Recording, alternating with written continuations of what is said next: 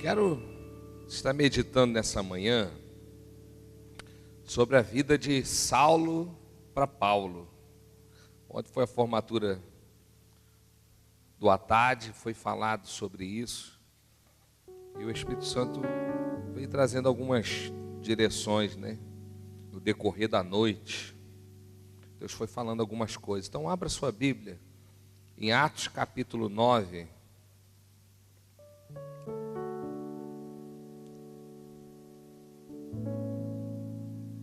Nós vamos ler só o versículo 3, o 4 e o 5. Atos 9, 3, 4 e 5.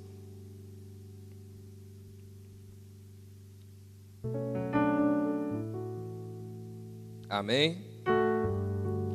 Seguindo ele estrada fora, ao aproximar-se de Damasco, subitamente uma luz do céu brilhou ao seu redor. E caindo por terra, ouviu uma voz que lhe dizia: Saulo, Saulo, por que me persegues? Ele perguntou: Quem és tu, Senhor? E a resposta foi: Eu sou Jesus, a quem tu persegues. Até aí. Senhor, continue falando conosco, Paizinho, nessa manhã. Que haja entendimento na tua palavra. Hoje a gente está pensando em muita coisa, dia de eleição, mas a gente te pede, Pai, nos dê a capacidade de nos concentrarmos na tua palavra. Em nome de Jesus, amém. Eu fiquei, meu irmão, com esse texto no meu coração, e muitas vezes a gente pensa que a única transformação que Saulo teve foi o seu nome, ou talvez a única transformação que ele experimentou foi de que ele deixou de ser um perseguidor para ser um perseguido. Entretanto, meu irmão, as mudanças na vida de Paulo, elas foram muito mais significativas do que este ou aquele ponto que eu citei. A verdade é que a vida de Saulo e agora Paulo é uma vida que se transforma em todas as áreas. Uma das áreas, meu irmão, que com certeza Saulo experimentou uma transformação muito forte, foi acerca das pessoas que o envolviam. Pergunta assim para o seu irmão: as pessoas que cercam hoje você, pergunta para ele, as pessoas que cercam você hoje, você percebe um propósito de Deus? Pergunta assim para ele: você percebe um propósito de Deus? Será, meu irmão, que você consegue perceber que as pessoas que estão ao seu redor são pessoas colocadas por Deus? Você já imaginou quem eram os amigos de Saulo? Quem seria, meu irmão, aqueles amigos, talvez, que ele se encontrava, que ele ria, que ele brincava, que ele comia? Agora ele vai e se encontra com Jesus no caminho, e até mesmo o seu meio, o seu convívio é mudado.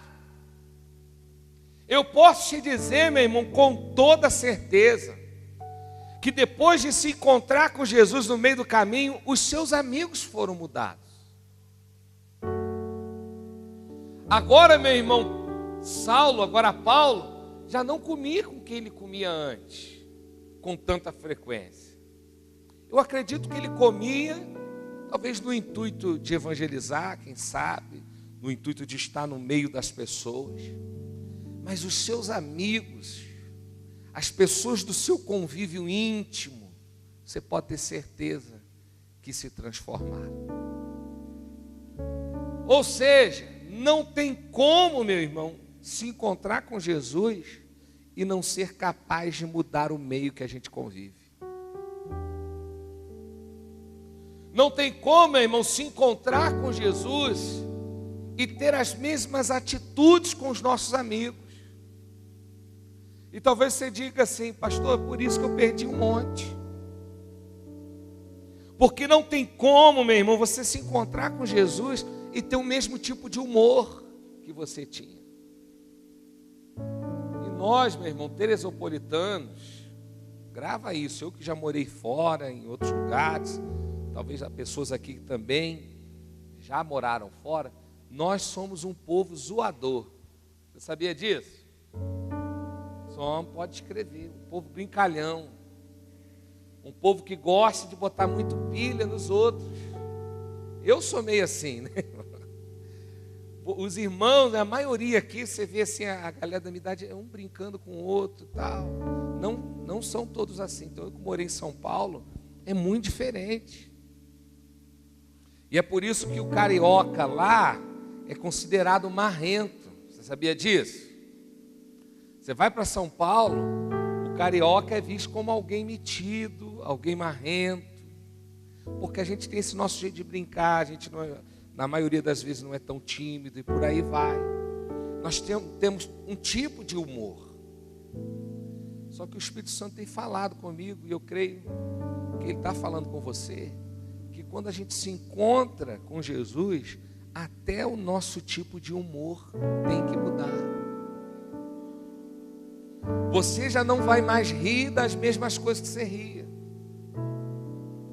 Do que Saulo ria? Meu irmão, Saulo devia rir quando via um cristão caído no chão. Dizem que ele era matador, irmão, perseguidor.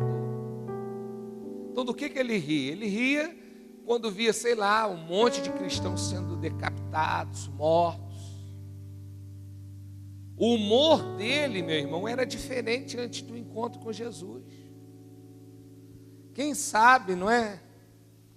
Isso a gente não pode atestar, mas quem sabe, já que ele era um cara mau, um homem perseguidor, ele devia ser muito carrancudo, irmão, também.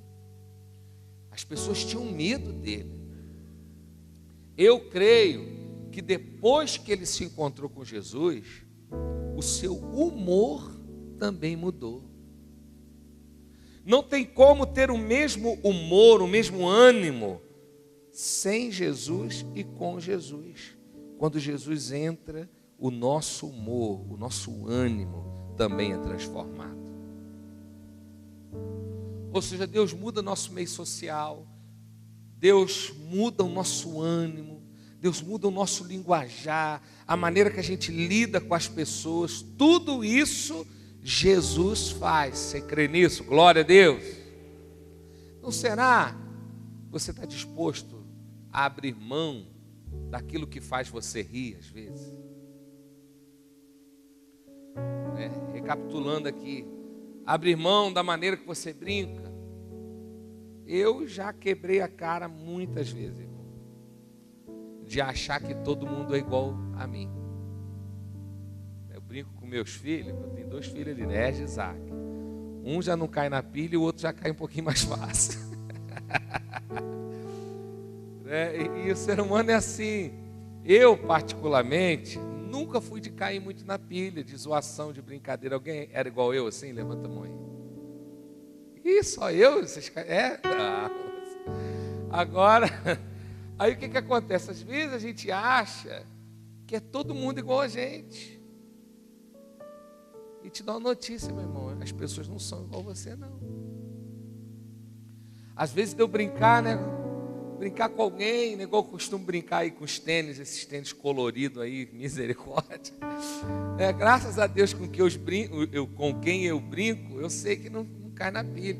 Mas de repente, se eu não ter sabedoria, eu posso brincar com alguém que pagou 20 prestações no tênis. Era o tênis da vida dela, da vida ou dele, e eu, o pastor, brincou com o tênis.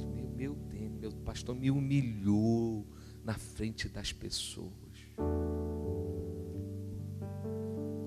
Se a gente não tem domínio sobre a forma que a gente age, muitas vezes a gente magoa pessoas que são diferentes de nós. Você está ouvindo, irmão? Amém? Você já mudou o seu meio social. Eu creio que mudou o seu humor, mudou o seu papo, o seu assunto. Talvez, irmão, o papo de Saulo era: e aí, quantas cabeças vocês cortaram? E aí, quantos cristãos foram mortos? E aí, como é que está o teu cavalo? Ô, cavalo bonito. Ó, depois de matar 1000 cristãos, eu vou comprar aquela casa lá, ó.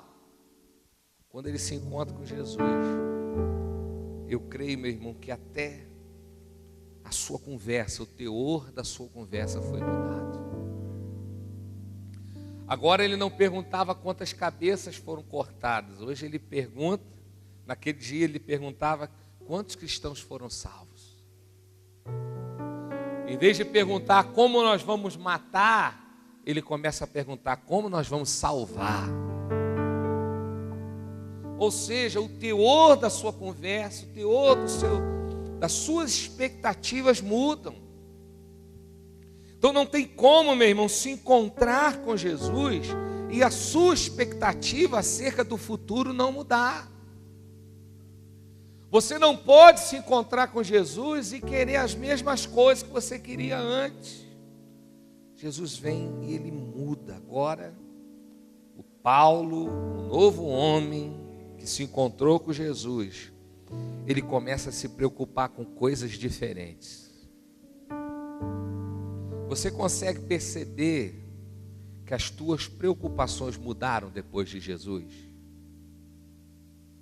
A sua preocupação agora maior não é com aquilo que você vai ter.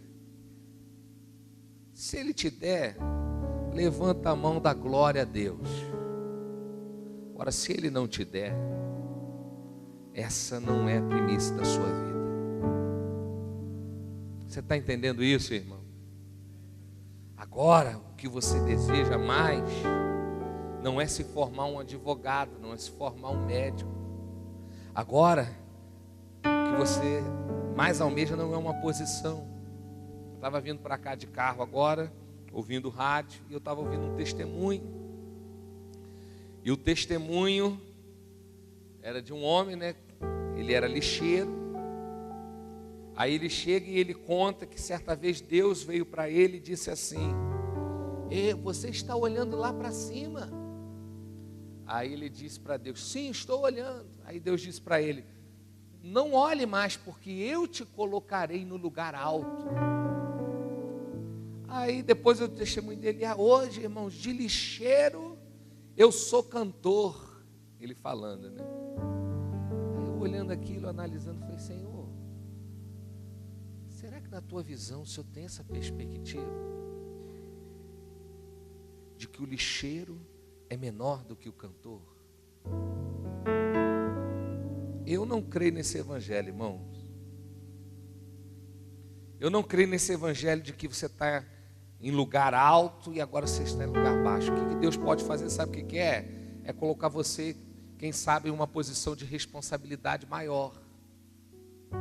Talvez hoje você não lidera, um dia Deus vai te colocar como líder. Sabe o que vai acontecer? Não é que você vai estar acima, ou você vai ser maior, pelo contrário, você vai ter mais responsabilidade. Ou seja, quando a gente se encontra com Jesus, talvez Paulo tinha o desejo, o Saulo, né? Tinha o desejo de ser o maior dos comandantes, o homem bam, o poderoso. Quando ele se encontra com Jesus, ele deixa de querer ser o bam e passa a se tornar o escravo. Passa a se tornar o servo. Aí, né, como foi falado ontem, e é verdade, não há homem na história bíblica que se compare, a meu ver, à vida de Paulo. E a todo momento a gente vê Paulo retornando. Enquanto, meu irmão, a alma nos impulsiona, o Espírito nos faz retornar. E Paulo retorna à sua posição, né? Paulo retorna ao entendimento da Bíblia. Quantas vezes, talvez na caminhada aí de Paulo, a sua alma tentou o impulsionar para alguns pensamentos, para alguns discernimentos aí, e o Espírito o trouxe de volta. Filho, volta para aquele dia onde você me encontrou.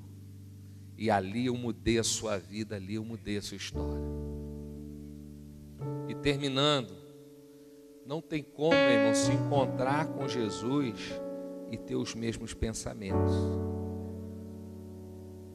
Com certeza você sabe, Saulo era um homem estudado, era um homem fundamentado, era um homem que conhecia muita coisa.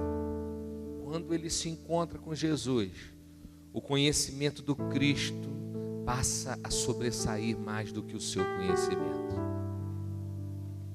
Ou seja, impossível se encontrar com Jesus e manter o mesmo pensamento acerca das coisas. É o Deus que muda a nossa filosofia, amém? É o Deus que muda a nossa compreensão. É o Deus que muda, que transforma. E a coisa mais linda, meu irmão, é que Ele não para de transformar, Ele continua transformando a nossa mentalidade. E Ele vai trabalhando, Ele vai arrancando, e coisas que a gente luta, a gente segura, o Espírito Santo arranca um bocado mais forte. Aí, como eu li no início do culto, Ele permite algumas provas, Ele permite algumas provações. E muitas das vezes essa provação é para que você aprenda a abrir mão de algum pensamento, abrir mão de algum preceito. E nessa caminhada com Jesus, meu irmão, não é uma caminhada de posição, mas é uma caminhada de retorno ao genuíno Evangelho de Jesus. Você pode dar um glória a Deus por isso? Ou será que você tem deixado Jesus mudar as pessoas, o teu convívio? Meu irmão, Jesus ele comia com as prostitutas, os publicanos, mas ele comia, sabe por quê? Porque ele queria os evangelizar. Ser cuidado, meu irmão, você não usar a desculpa de que Jesus sentava com a prostituta e na verdade você está sentando com os publicanos e pecadores, mas do evangelho não sai da sua boca. Ou seja, ele muda o teu convívio, ele muda as pessoas, ele muda o seu pensamento, ele muda as suas expectativas, ele muda as suas filosofias, amém? Você está disposto a mudar mais por Jesus? Vamos ficar de pé.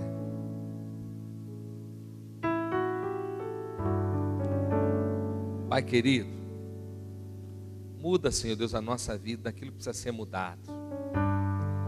Transforma, Deus, aquilo que precisa ser transformado. Não podemos falar como falávamos antes, Senhor. Não podemos brincar como brincávamos antes. Não podemos ter o linguajar, a maneira de pensar como tínhamos antes, Senhor. Precisamos, Senhor Deus, de mudança, precisamos de transformação. E nessa manhã, Deus, confessamos os nossos pecados diante de Ti. Te pedimos, nos perdoa, Senhor. Quando Saulo berra dentro da gente, a gente ouve ele. Quando o velho homem tenta mudar nossas expectativas, nos perdoa. Precisamos do Teu perdão, Senhor. E continue a boa obra, continue mudando, Senhor. Continue transformando. A obra ainda não acabou, Senhor. Só vai acabar quando a gente receber o corpo incorruptível semelhante ao de Jesus. Enquanto isso, Paizinho, nos colocamos na Tua olaria, lugar de ser quebrado, lugar de ser moído, lugar de ser feito de novo, lugar de retorno, de voltar. Nos ensina, Deus, o Teu Evangelho dia após dia, que sejamos capazes de mudar a nossa vida. Em nome de Jesus. Amém. Glória a Deus. Glória a Deus.